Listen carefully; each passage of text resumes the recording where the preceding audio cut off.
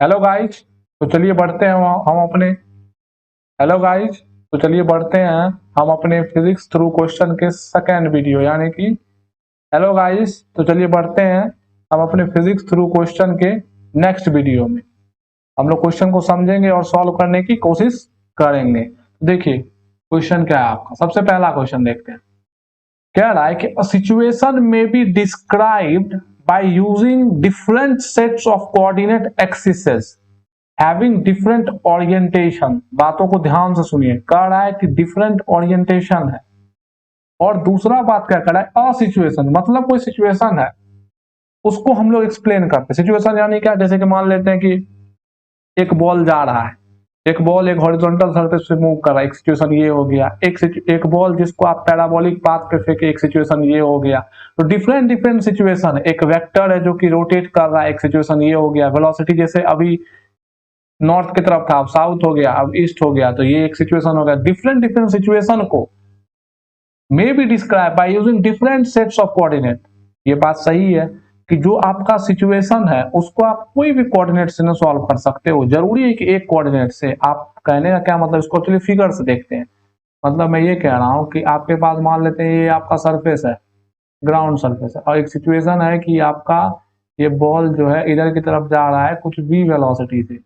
अब आप कहते हो कि what is the displacement, what is the displacement. तो आप जो डिस्प्लेसमेंट के बारे में पूछ रहे हो कि डिस्प्लेसमेंट क्या होगा, मान लेते हैं टी समय के लिए चला, तो आप यहां से मान लेते हैं पूछ रहे हो, यहां से मान लेते हैं आप पूछ रहे हो, बताइए यहां से स्टार्ट किया डिस्प्लेसमेंट, तो आप यहां पे लिखोगे क्या, displacement velocity into time, constant velocity है। पर ये कोऑर्डिनेट सिस्टम मान लेते हैं 1 है, तो क्या है, जरूरी है इसी से हम लोग क्या करते हैं कि एक कोऑर्डिनेट सिस्टम यहां ले लेते हैं T2 और इसका यहां से इस ऑब्जेक्ट का डिस्टेंस फिक्स कर देते हैं, ये कुछ r है। तो इससे भी तो हम लोग एक्सप्लेन कर सकते हैं। मान लेते हैं कि कोऑर्डिनेट सिस्टम हम लोग ऐसे ले लेते हैं जो कि इस कोऑर्डिनेट सिस्टम से क्या है, ओरिएंटेड है। ये आपका नॉर्मल कोऑर्डिनेट सिस्टम हुआ और इससे कुछ थीटा एंगल पे ये है। तो हमारा कोऑर्डिनेट सिस्टम तो कुछ इस प्रकार भी हो सकता है, कोई दिक्कत नहीं है। तो हमारा coordinate system different different coordinate system हम लोग ले सकते हैं। ये मान लेते हैं आपका C3 हो गया, तो इससे भी इसको हम लोग देख सकते हैं। तो जो भी सिचुएशन, कुछ भी एक पर्टिकुलर जो सिचुएशन होता है उसको हम लोग डिफरेंट कोऑर्डिनेट सिस्टम से एक्सप्लेन कर सकते हैं।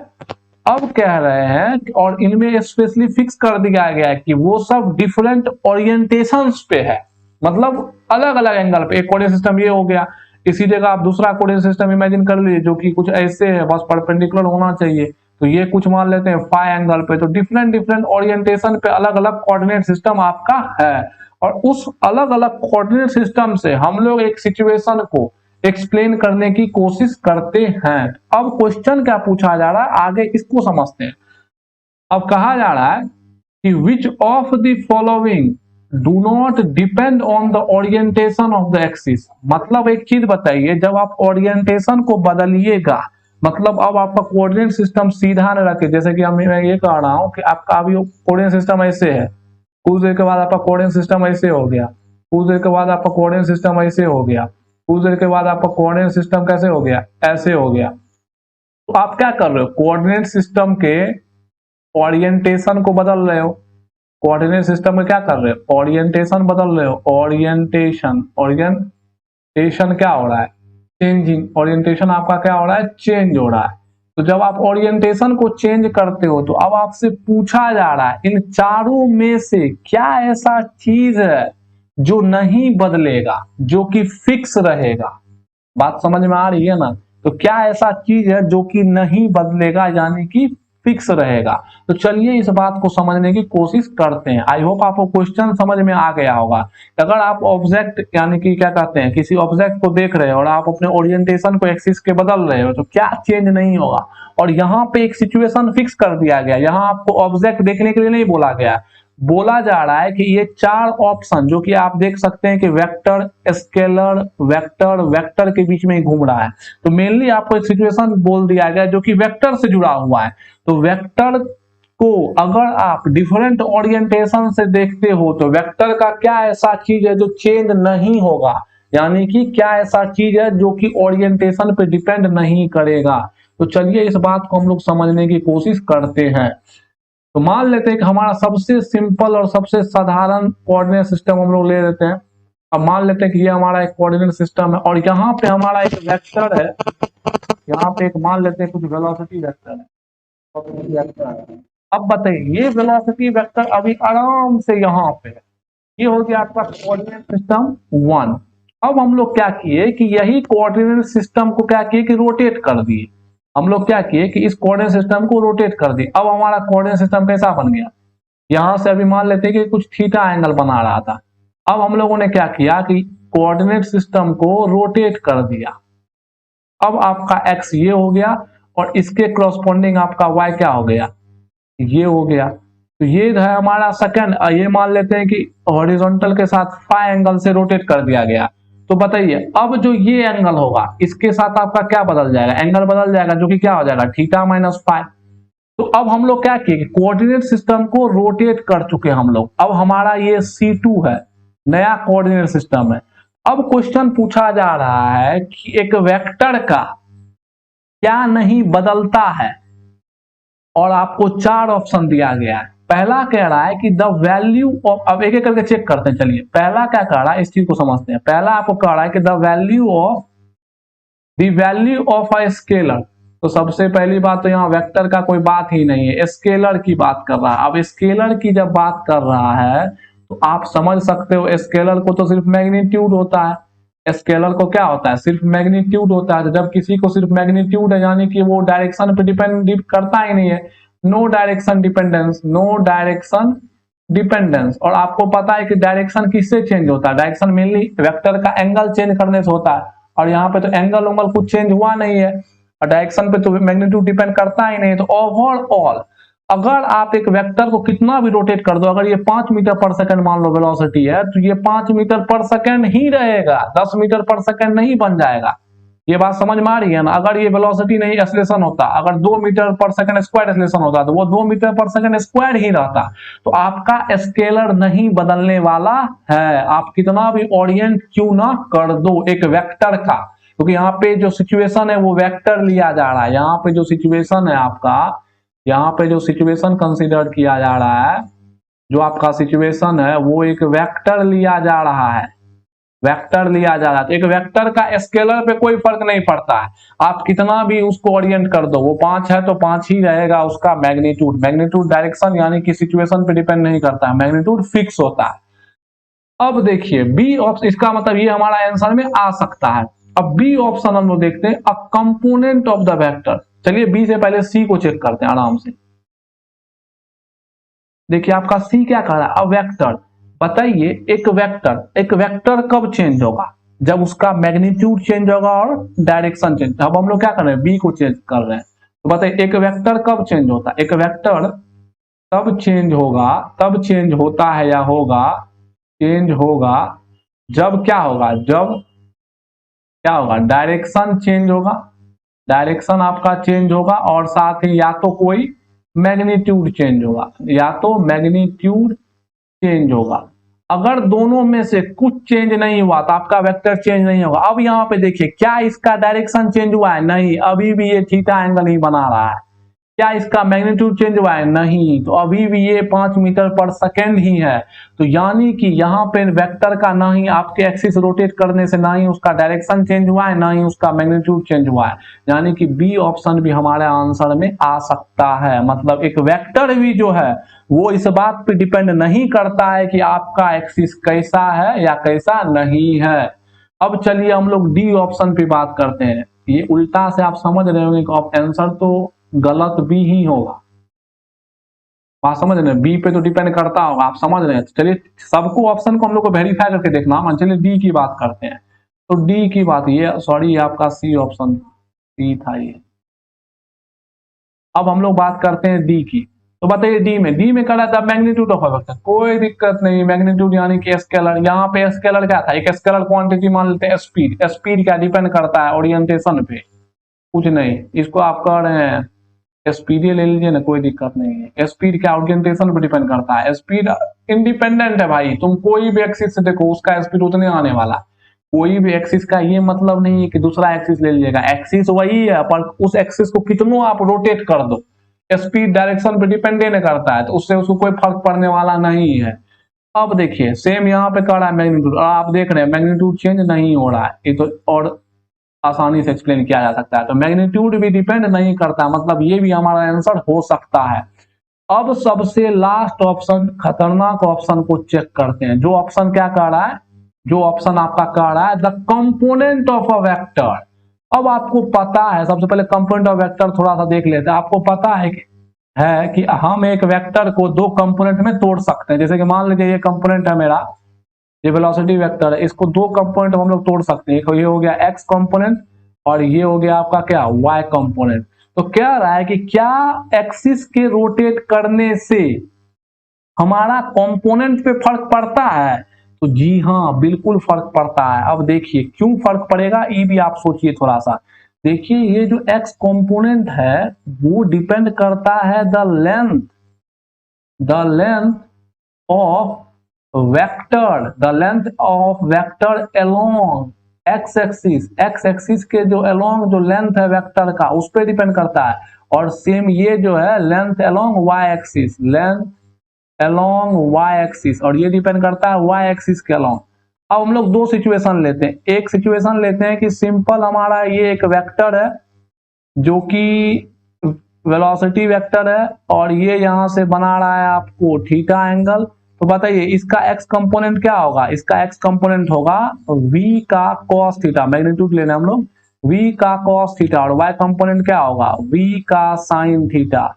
अब हम लोग क्या करते हैं कि हम अपने एक्सिस को रोटेट कर देते हैं। तो हम लोग का एक्सिस कैसा रोटेट हो चुका है, कुछ ऐसा रोटेट हो चुका है हमारा एक्सिस, कुछ ऐसा एक्सिस हमारा रोटेट हो चुका है। और वेक्टर आपका तो अभी वैसे ही पॉइंट कर रहा है।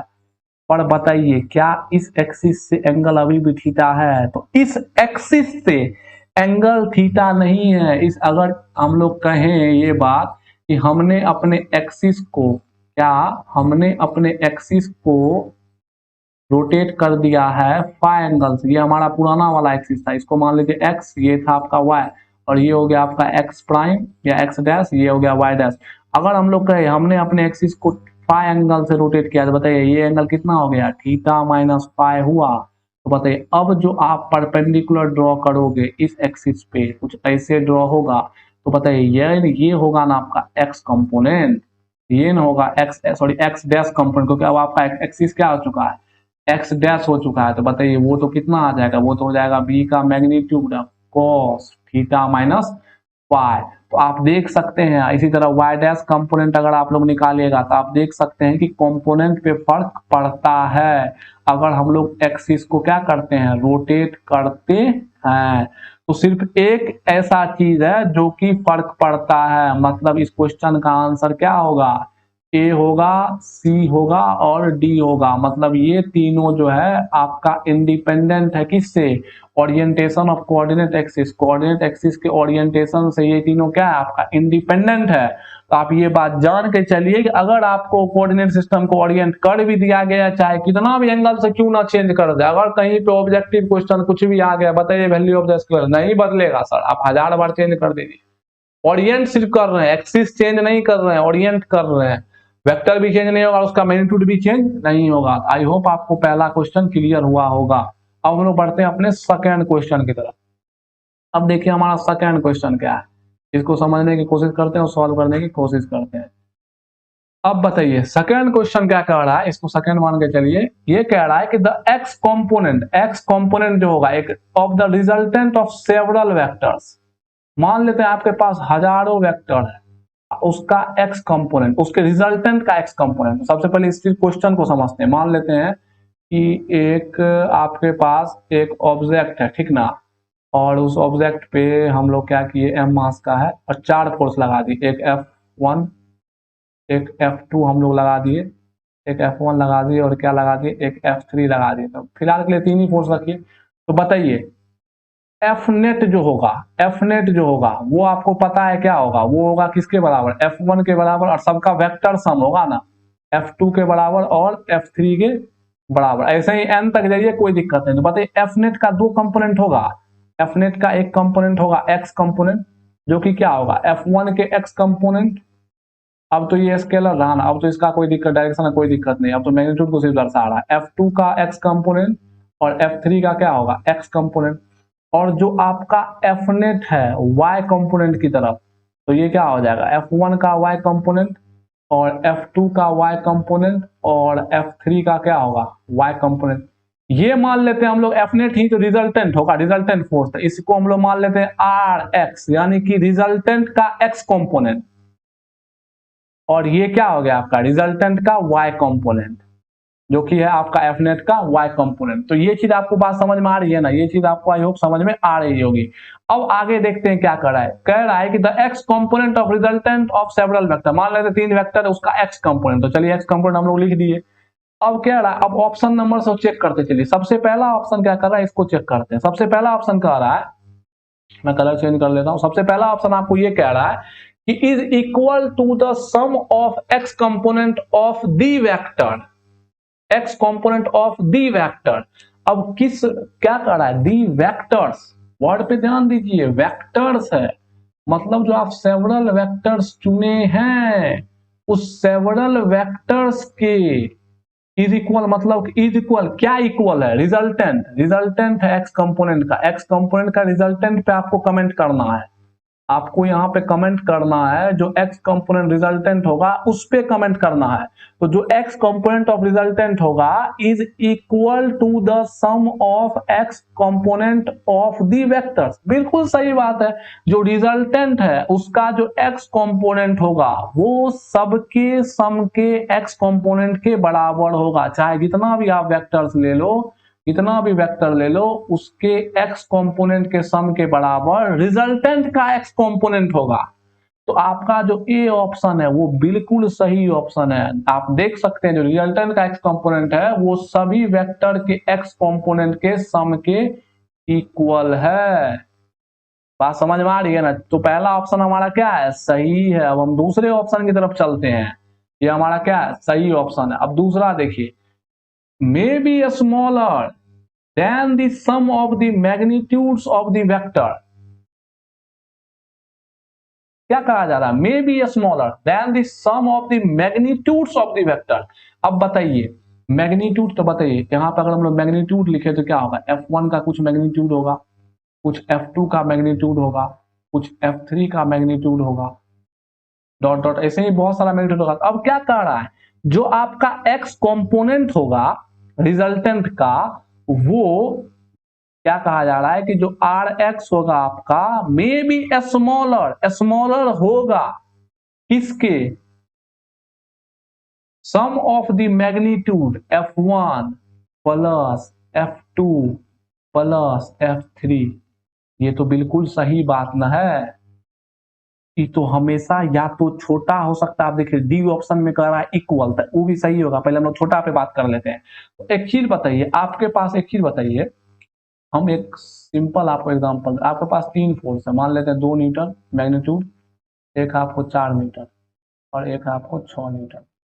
अब बताइए, सब कुछ ना कुछ मान लेते हैं, एंगल थीटा यहाँ बना रहा है, कुछ थीटा 1 बना रहा है और ये कुछ थीटा 2 बना रहा है। अब बताइए सबका एक्स कंपोनेंट का जो सम करिएगा, सबका जो एक्स कंपोनेंट का जो सम करिएगा वो इसके इक्विवेलेंट 6 प्लस 4 प्लस 2 से तो कम ही नहीं होगा, कम ही ना होगा। इसका जो एक्स, तो पहली बात तो आप एक वेक्टर का आप ही बोलिए, एक वेक्टर चलिए ड्रॉ करते हैं। एक वेक्टर है 2 न्यूटन, अब मान लेते हैं 30 डिग्री पे, तो इसका एक्स कंपोनेंट चलिए पहले निकालें। एक्स कंपोनेंट क्या होगा, 2 cos 30, 2 cos 30। अब बताइए cos 30 कितना होता है, cos 30 होता है 2 इंटू साइन 60 के बराबर √3/2 यानी कि √3। अब बताइए √3 क्या 2 से छोटा नहीं है, तो बिल्कुल बात है √3 2 से क्या है, छोटा है। तो पहली बात तो एक वेक्टर का एक्स कंपोनेंट क्या होगा, उसके मैग्नीट्यूड से तो छोटा ही ना होगा। इक्वल भी हो सकता है, कैसे इक्वल हो सकता है कि बताइए, अगर एक वेक्टर जो है आपका, एक वेक्टर जो है पूरी तरह से एक्स के ही अलोंग आ जाए, ये मान ले 2 न्यूटन, तो जो इसका एक्स कंपोनेंट है वो किसके बराबर होगा, 2 न्यूटन। तो आपका एक वेक्टर का मैग्नीट्यूड से हमेशा जो x कंपोनेंट हो या y को, ये चीज y कंपोनेंट के बारे में पूछा जा सकता है, y के लिए भी सेम बात है, ये सब चीज y के लिए भी वैलिड है, जितना चीज x के लिए है उतना y के लिए भी वैलिड है।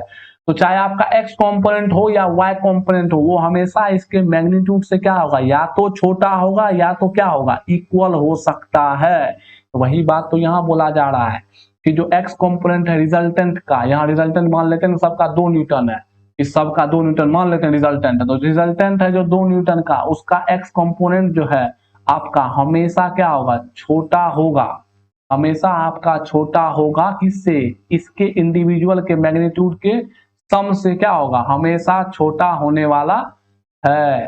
तो ये भी ऑप्शन क्या है आपका, सही है। अब बताइए सी ऑप्शन कह रहा है ग्रेटर होगा, बताइए कभी भी ग्रेटर होगा, कभी भी ग्रेटर नहीं होगा, हम लोग देख चुके हैं। तो ये ऑप्शन क्या है आपका, गलत।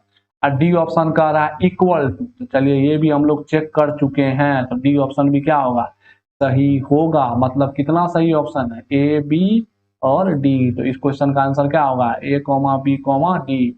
और ये सेम चीज वैलिड है किसके लिए, वाई कंपोनेंट के लिए भी वैलिड है। आई होप आपको ये क्वेश्चन भी समझ में आया होगा। तो थैंक्स फॉर वॉचिंग।